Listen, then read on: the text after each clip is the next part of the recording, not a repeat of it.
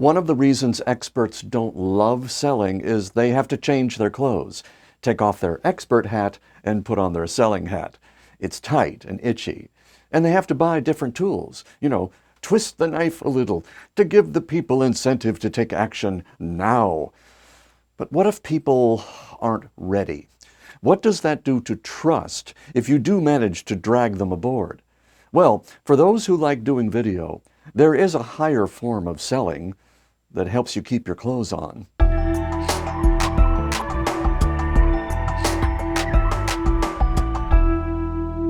Ever taken someone for a ride on the fear machine? I was taught to take no prisoners if I wanted to sell anything. And with video, you can frighten, cajole, beg, or plead times 10. I'm not sure which is worse, being a bully or being so needy you chase someone all over creation and back again. Both are non-attractive. Oh, but you can make it worse. You could automate it, which is kind of like playing whack-a-mole with your conscience. It's exhausting, and it never ends well because it's the fruit of a poisoned tree. I think it's on its way out anyway. We've discovered that you can make art instead of war, keep your expert hat on, and still achieve material success, which means there are a million things you don't have to worry about anymore. For example, you've heard it said that you have to know your customer better than they know themselves. Why? So you can handle objections. But if there's no need to handle objections, you don't have to know your customer's secret reasons for wanting what you have. They might not have words for it, but they recognize it when they see it. In fact, the highest form of selling is helping us feel it, live in it, enjoy it, share it. When someone is selling themselves on you, you are not only the artist, you're the art. Yes, you need to be valuable and useful, but you already are that. Now it's about presenting you in the clearest possible way.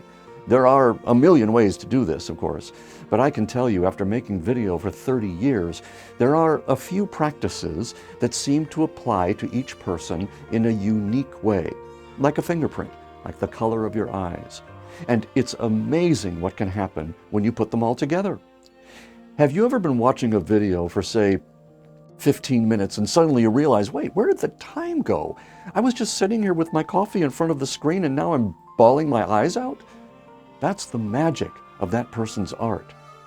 Do you need really click-through rates and conversion metrics to tell you whether your video is helping you reach another human being? When you approach this as an art, people suddenly want to work with you and you might not know where they came from.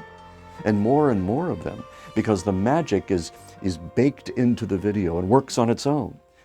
You feel the magic when it's in someone else's video.